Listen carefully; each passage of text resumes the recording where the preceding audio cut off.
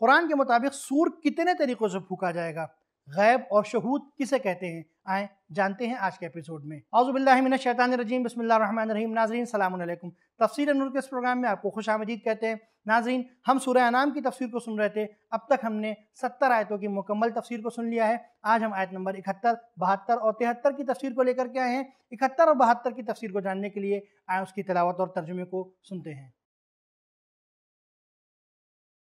كتاب أنزلناه إليك مبارك ليدبروا آياته وليتذكر أولو الألباب بسم الله الرحمن الرحيم قل أندعو من دون الله ما لا ينفعنا ولا يضرنا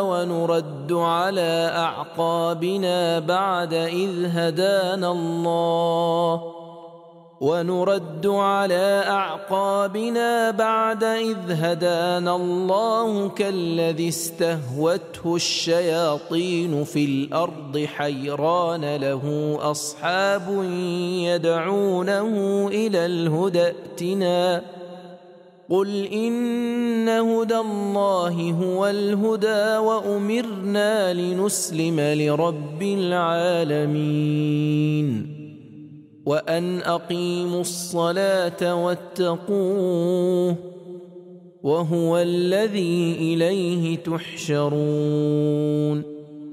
کہہ دو کہ کیا ہم خدا کے سوا کسی اور چیز کو پکاریں کہ جو نہ ہمارے لیے کوئی فائدہ دینے والی ہے اور نہ ہی کوئی نقصان پہنچانے والی ہے، اور اس طرح ہم کافر ہو کر پیچھے کی طرف پلٹ جائیں گے، جبکہ خدا نے ہمیں ہدایت کر دی ہے اس شخص کی مانند کہ جسے شیاطین کے وسوسوں نے گمراہ کر دیا ہو اور وہ حیران و پریشان ہو، حالانکہ اس کے ایسے بھی مددگار ہیں کہ جو اسے ہمدردی کے ساتھ ہدایت کی طرف بلاتے ہیں اور یہ کہتے ہیں کہ ہماری طرف آ جاؤ، حق کو قبول کر لو، لیکن ان کے کان سننے والے نہیں ہیں۔ کہہ دو کہ صرف خدا کی ہدایت ہی دراصل ہدایت ہے، اور ہمیں یہ حکم دیا گیا ہے کہ ہم عالمین کے پروردگار کے سامنے سر تسلیم خم کریں، اور ہمیں حکم دیا گیا ہے کہ نماز قائم کرو اور اس سے ڈرو، اور وہی ہے وہ ذات کہ جس کی طرف تم محشور ہوگے۔ ناظرین، آیت نمبر 71 اور 72 کی تلاوت اور ترجمے کے بعد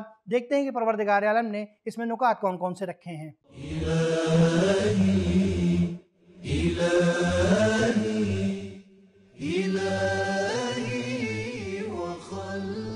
آیت نمبر 72 میں تمام فرائض میں سے نماز کا ذکر آیا ہے اور تمام عقائد میں سے معاد قیامت کا ذکر ہوا ہے۔ یہ بات ان کی اہمیت کی طرف اشارہ ہے۔ یکتا پرستی میں انسان کے لیے سکون اور تمرکز فوکس ہے، جبکہ شرک اور چند خداؤں کی پرستش میں بے آرامی اور حیرانی ہے۔ کیا مختلف قسم کے ارباب مالک رب بہتر ہیں یا ایک خدائے قہار؟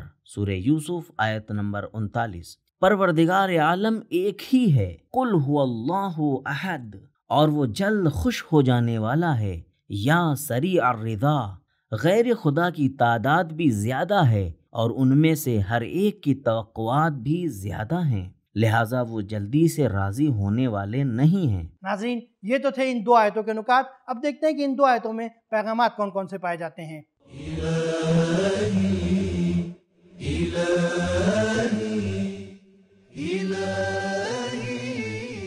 نمبر 1، سوال کے ذریعے انسانوں کے ضمیر کو جگائیں۔ نمبر 2، شرک کرنا ایک غیر منطقی فعل ہے، کیونکہ عبادت کرنے کی وجہ فائدہ حاصل کرنا یا نقصان سے بچنا ہے، جبکہ کوئی بھی بت کسی قسم کا فائدہ یا کوئی بھی نقصان پہنچانے کی قدرت نہیں رکھتا۔ نمبر 3، فائدہ حاصل کرنے کی انسانی فطرت سے انسانوں کی تربیت اور انہیں تبلیغ کرنے کے لیے استفادہ کرنا چاہیے۔ نمبر 4، شرک ایک طرح کا پیچھے ہٹنا اور عقیدتی رجعت پسندی ہے۔ نمبر 5، شرک ایک حیرت اور بے نتیجہ پریشانی کا سبب ہے۔ نمبر 6، گمراہی اور انحراف کے مقابل میں واضح موقف اختیار کیا جانا چاہیے اور صحیح بات کی تکرار ہونا چاہیے۔ نمبر 7، اللہ تعالیٰ کے سامنے تسلیم ہو جانا خود ہماری ترقی اور اصلاح کا سبب ہے۔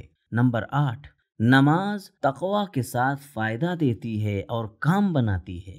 نمبر 9، معاد اور دوبارہ زندہ ہونے پر اعتقاد ہونا انسان کے اندر تقوی پیدا کرنے کا باعث بنتا ہے۔ ناظرین، یہیں پر ہماری آیت نمبر 71 و 72 کی تفسیر تمام ہو جاتی ہے۔ آیت نمبر 73 کی تفسیر کو سننے کے لیے اس کی تلاوت اور ترجمے کو سنتے ہیں۔ وَهُوَ الَّذِي خَلَقَ السَّمَاوَاتِ وَالْأَرْضَ بِالْحَقِّ وَيَوْمَ يَقُولُ كُن فَيَكُونُ قَوْلُهُ الْحَقُّ وَلَهُ الْمُلْكُ يَوْمَ يُنفَخُ فِي الصُّورِ عَالِمُ الْغَيْبِ وَالشَّهَادَةِ وَهُوَ الْحَكِيمُ الْخَبِيرُ۔ اور وہی ہے وہ ذات کہ جس نے آسمانوں اور زمین کو حق کے ساتھ پیدا کیا، اور جس دن وہ کہے گا حاضر ہو جا، تو جس بات کا ارادہ کیا ہے وہ حاضر ہو جائے گا، اس کا قول حق ہے۔ اور جس دن روز قیامت سور پھونکا جائے گا تو اس دن حکومت اس کے ساتھ مخصوص ہوگی، اور وہ تمام پوشیدہ اور ظاہر و آشکار چیزوں سے باخبر ہے، اور وہ حکیم اور خبیر ہے۔ ناظرین، آئے دیکھتے ہیں آیت نمبر 73 میں پروردگار عالم نے کون کون سے نکات رکھے ہیں۔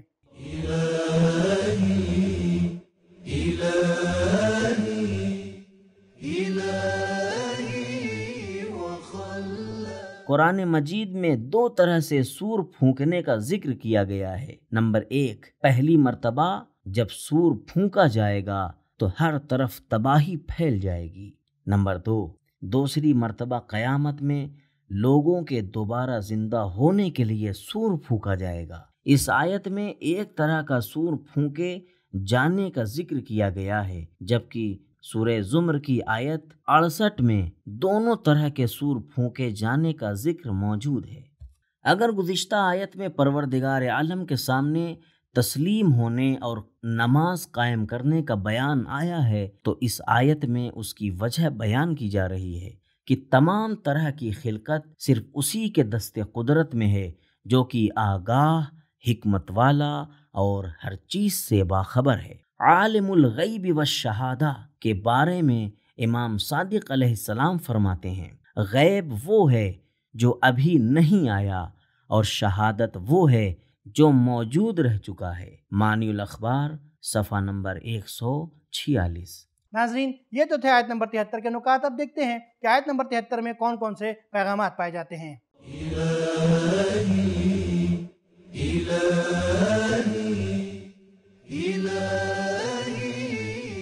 نمبر 1، خلقت با حکمت اور با مقصد ہے، بالحق۔ اس بات پر کئی ایک آیات میں اشارہ کیا گیا ہے، جیسے وما خلقنا السماء والارض وما بینہما باطلا، سورہ صاد آیت نمبر 27۔ نمبر 2، پروردگار عالم کے ارادے میں کوئی چیز رکاوٹ نہیں بن سکتی۔ نمبر 3، غیب اور شہود، پوشیدہ اور آشکار، سب پروردگار عالم کے لیے ایک جیسا ہے۔ نمبر 4، الہی حکومت کی بنیاد علم و حکمت پر ہے۔ نمبر 5، قیامت میں قدرت الہی کا جلوہ اور اظہار سب پر آشکار ہو جائے گا، کیونکہ وہاں اسباب اور وسائل کا کوئی عمل دخل نہ ہوگا۔ ناظرین، تو معلوم ہوا کہ سور 2 طرح کے ہوتے ہیں۔ پہلا سور جب پھونکا جائے گا تو تمام مخلوقات مر جائے گی، اور جب دوسرا سور پھونکا جائے گا تو دوبارہ سے سب زندہ ہو جائیں گے۔ امام صادق علیہ السلام فرماتے ہیں کہ غیب جو آیا نہیں ہے اور شہود جو موجود ہے۔ ناظرین، یہیں پر ہمارا آج کا ایپیسوڈ ختم ہوتا ہے۔ انشاءاللہ پھر ملیں گے، تب تک کے لیے شکریہ، خدا حافظ۔ سبیل قرآن، قرآنی سماج کی پہچان۔